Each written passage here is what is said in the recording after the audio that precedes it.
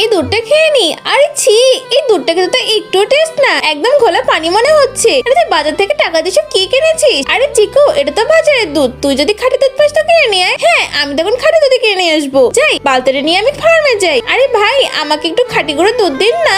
আপনার এই গরুগুলো কি সুন্দর ঘাস লতা পাতা খায়। আরে এমন গরু তো আমার খুব ভালো লাগে, আমি একটা গরুই নিব। যাই, এই গরুটাকে আমি বরং আমার বাসায় নিয়ে যাই, এটা থেকে তো আমি প্রতিদিন ফ্রেশ দুধ পাবো। আরে ভাই চিকু, তুই এটা কি করেছিস? গরু কেন এনেছিস? আরে আমি তো এটা থেকে রেগুলার ফ্রেশ দুধ খাবো। আরে কি হলো এটা? যাই, গরু থেকে কিছুটা দুধ দুইয়ে নি। আরে এই তো অনেকটা দুধটা পেয়ে গেছি, এবার তো এটাতে আমি আমার স্পেশাল ডিশ বানাবো। যাই, একটা প্যানে দুধগুলোকে ঢেলে দিই, এর মধ্যে মশলার ট্রিপটাও ফেলে দিই। আরে এই তো, এটা তো খুব সুন্দর কালার এসেছে। হ্যাঁ আল্লাহ, তোমার এই পবিত্র কনসেপ্টকে দেখে যে ভিডিওটাকে লাইক আর চ্যানেলটাকে সাবস্ক্রাইব করে দেবে এবং সেই সঙ্গে 10 জনের কাছে শেয়ার করে দেবে, তুমি তাকে পরীক্ষায় পাস করিয়ে দিও।